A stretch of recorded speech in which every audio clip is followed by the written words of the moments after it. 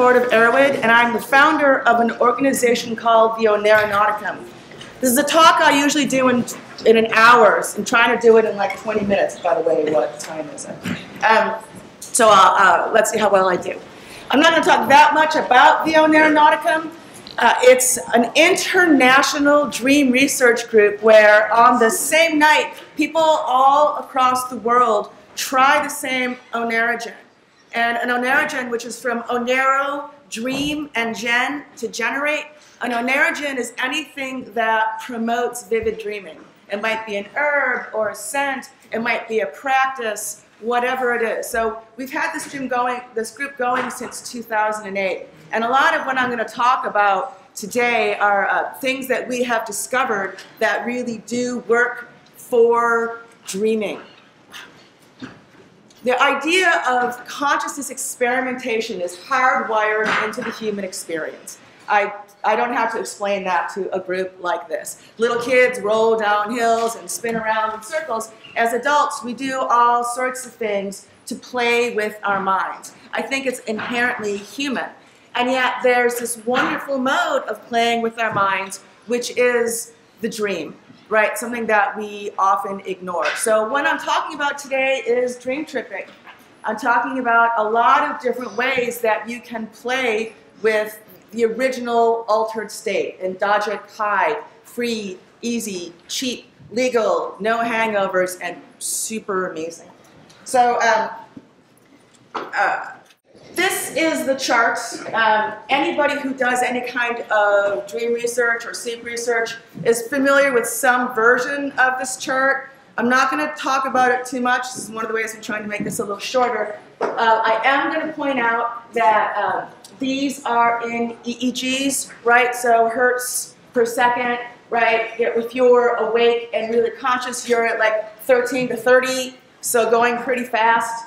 And then if you're sort of relaxed awake, that's 8 to 13. That's at the top of our chart. Every 90 minutes or so, you wake up. That's a sleep cycle. The first phase, the first 2 sleep cycles are where you have deep sleep. That's the lowest, right? That's the 0.5 to 4, super low. And then in between that, we have the theta, which is what most of the sleep 2, which is what most of our sleep is. And it's the only one of the sleep phases that isn't dream rich. The rest of them have all sorts of extraordinary dreams. And you can really learn to work with dreams by learning to work with a lot of these different kinds, right? The green is REM. As Josie said, those are the kinds of dreams that people tend to remember. Fascinatingly enough, in REM, your EEG is the same as it is when you're awake. When you're in beta, just by looking at EEG, you actually can't tell if somebody is asleep and in REM or whether or not they're awake. Your brainwaves are doing the same thing. And then hypnagogia as you're going in, and hypnapompia as you're going out. And I'm going to talk about those a bunch more when I get into that area. Why are people dreaming? Nobody really knows, but one of the ideas is it's taking short-term memory and turning it into long-term memory. In other words, forming your mind. In the womb, infants are asleep, and in REM, an incredibly high proportion of the time, like most of the time, babies are dreaming, right? So dreaming is actually forming your mind. And so learning to work with your dreams and learning to play with your mind through your dreams is actually going to help shape how you think and what's happening to you. So I'm going to talk about 3 ways of working with dreams. I'm going to talk about liminal dreaming, I'm going to talk about lucid dreaming, and I'm going to talk about oneirogens. If I talk too fast, I kind of talk fast, then just do this. And I'll try to slow down. So first, let's talk about liminal dreaming. Liminal dreaming is the thing that happens during hypnagogia and during hypnapompia. Hypnagogia is the way in, right? Hypnos, sleep, and gagia, leading into, right? Hypnapompia is the way out, the opposite, right? Hypno, sleep, and pomp, coming out of. What happens during hypnagogia and hypnapompia, they're actually sort of the most unusual brainwave states. Most brainwaves, most brain states are marked by consistent EEG. But during hypnagogia and hypnopomia, your brainwaves are jumping all over the place. They're doing these big high thing, they jump around. It's very chaotic, basically. And when you're falling asleep and your body jerks, that's a myoclonic jerk. That's how you know that you're in hypnagogia. Your body's doing the same thing that your mind is doing. It's just kind of jerking around. And you have a lot of amazing visuals, auditory. It's actually some of the most dream-rich state that there is, both hypnagogia and hypnopomia. If you're somebody who has a hard time remembering dreams, and these practices sound interesting to you, either because you don't sleep enough, if you don't sleep more than 6 hours, you probably don't start to get into this end phase when your REM gets a lot longer. It's basically once you've been asleep for 5 hours, your REM periods just get longer. The longer you sleep, the more time you spend in REM. But if you're someone who doesn't spend a lot of time sleeping, like a lot of us are in the modern world, if you're someone who wakes up to an alarm clock or an insistent cat or children or whatever it is, or if you're someone who has a really short circadian rhythm, you pop awake in the morning, you know, and you're up pretty fast, you probably are going to have a hard time. Or if you have a consistent relationship with THC. Friends of Mary Jane, REM dreams are not necessarily your friend, but hypnagogic dreams are. Hypnagogic dreams are extraordinary. In my opinion, hypnagogia is the most crazy, whirling, psychedelic experience that there is. And it's always there, right? You can fall down into a liminal dream very easily by napping, by sleeping in a car, sleeping somewhere where you're kind of uncomfortable. So liminal dreaming is kind of my primary practice and has been for the last few years. To talk a little bit about the quality of liminal dreams. Last night I actually had one of the most extraordinary nights of dreaming that I have ever had, which was amazing.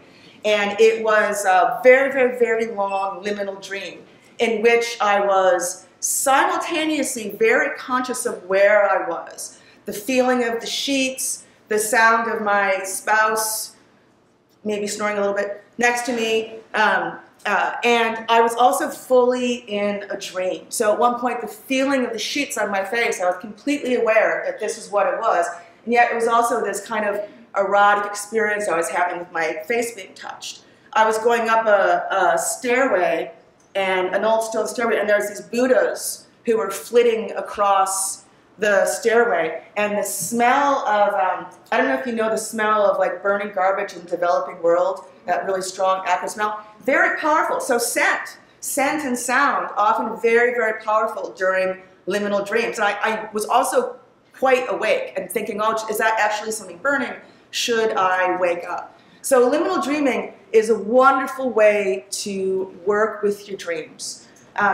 It's been used by artists and thinkers for a very long time. A lot of the times that you hear of artists or thinkers doing amazing things in dreams, it's actually during a liminal dream, right? So Kekule figured out the benzene ring in a dream, right? That's just one example.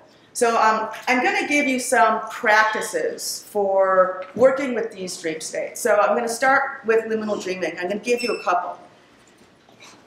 The first is just discovering liminal dreams. How do you figure out that you're in the hypnagogic or the hypnapompic space?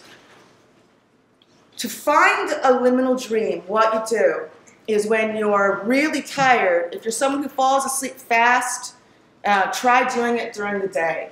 And, but wait, you know, when you're a little sleepy, kind of lie back, relax, and let something come. It'll be maybe a sound, might be a scent, it might be just a little bit of an idea, right? Wait for the thing to form, and then exhale and relax your body, and allow the energy, your own energy, what's keeping you awake, basically, to go into whatever the idea or the thought is. Let it start to take on its own life. right? You're basically kind of giving it your energy. And then like listen to it or watch it or smell it or whatever it is, right? It'll start to take on its own life. And then feedback loop.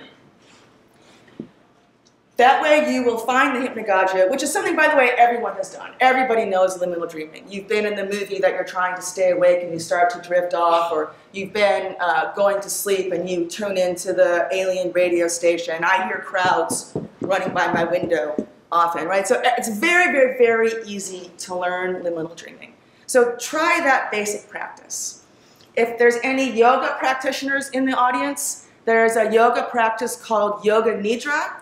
And Yoga Nidra is basically a practice about getting into a liminal dream state.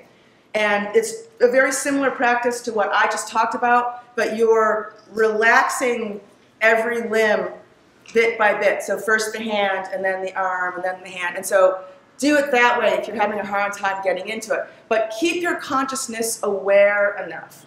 Liminal dreaming has a very different quality than lucid dreaming, as I say, because your mind is still there. I mean, you can be 40% dreaming, you can be 60% dreaming. I sleep sometimes with a voice-activated recorder, and at this point, it's taken a while to learn it. As long as I'm like 50% dreaming or less, I can actually talk through it and narrate it. And it's what you're getting in liminal dreams is you're getting a kind of a kaleidoscopic view of your own memory and imagination and intellect. So whatever it is you spend your time thinking about, imagining, what have you, is what will swirl through your hypnagogic dream. There's a whole series of hypnagogia. I'm not going to go into it. Josie referred to it. That sort of starts often with just shapes, geometric shapes, and then flashes of light. And then faces, if you've had that experience of faces sort of turning to look at you as you're drifting off, right? That's how you know that you're in liminal dream state. So liminal dream state is amazing just in of itself. The title of my talk is Dream Tripping.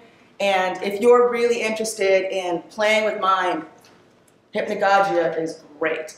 Hypnapomia also, I'm going to talk about it a little less, but during questions you can ask. I'm going to give you one more liminal dream exercise. And this one was both Dali and Edison, independently of each other, came up with the same practice for harnessing liminal dream states for creativity. And what they would do is they would hold, Dali held a key, and Edison held two balls. And Edison invented like everything, right? And they would, they would go into a hypnagogic state. Right, naturally hypnagogia only lasts a few minutes. With some practice you can open it up. I can spend at this point about 40 minutes in there. And as soon as they started to go out of hypnagogia into an actual dream state, they would drop the key or the balls onto metal plates that they had placed, and then they would wake up. And Edison kept a notepad, and Dali kept a sketchbook. And this is how they generated a lot of their ideas. Charles Turt came up with a modern version of it, which is when you're going to sleep, just try going to sleep with your arm raised. And as soon as it falls, then you know you're out of the hypnagogia. I do that, again, with a voice-activated recorder. It's an app. You can buy it on your phone, $5. It only records once there's sound. So you can really use liminal dreaming for creativity. Liminal dreaming is also the traditional lead-in to lucid dreams. If you want to learn lucid dreaming, great to start with liminal dreams. The traditional practitioners of lucid dreaming, I mean a lot of people have been lucid dreaming, have been Tibetan Buddhists. And that is for the bardo, right? To keep your act together between life and death, right? So the liminal dream is kind of between life and death. But that's how you lead into the lucid dream. You learn liminal dreaming. Another lucid dreaming practice, and again, Josie talked about it a little bit, and in the lucid dream is when you wake up in the dream. Your waking consciousness comes to in the dream state. And then you can, most people fly and then have sex, get those over with. And then you can do all manner of things. Like there's great PTSD studies where they have taught soldiers returning from war lucid dreaming as a way of dealing with nightmares. So if you're trying to deal with fear in dreams, lucid dreaming is a great practice. Here's a good learning lucid dream practice. Do it all day so that you begin to do this habitually. Look at something, look away, look back, look away, look back again, right? And what happens is every time you look again, your mind needs to kind of redraw whatever it is that you're looking at. So the third time that you look at something, often it'll be strange, and that will alert you to the fact that you're dreaming and put you into a lucid dream. Once you're lucid dreaming, the biggest problem most people have is that they get too excited and they wake up. So what you do in the lucid dream is the same thing you would do when you're awake, when you need to ground. Touch something, rub your hands together, eat something if you can, right? So once you get into the lucid dream, you know, ground out. Lucid dreams are great for talking to your dead father or, you know, whatever things you need to resolve. It's also the most amazing full body VR suit in a strange reality that you create. I once passed through a pane of glass in a lucid dream and felt the squeak of it in my body as I went through. The last thing I'm going to talk about is oneirogens. And an oneirogen, as I said, anything that promotes vivid dreaming. There are a lot of, like traditional cultures have, of course, been working with dreams as long as we know what traditional cultures have been doing. There's a lot of very easily available oneirogens that you can obtain. I'm just going to talk about a couple of them. There's one called Kalia Zakatachichi. Kalia Zakatachichi can be, you can get it online, but make sure you look and see it's a good organic one, you know, be careful. But you can get good Kalia. It's the most extremely horrible bitter tea that you will ever drink. You can also smoke it, but it's really worth it. It's used for the purposes of oneiromancy, right? So it's used by the Chantal people of northern Mexico and southern Guatemala.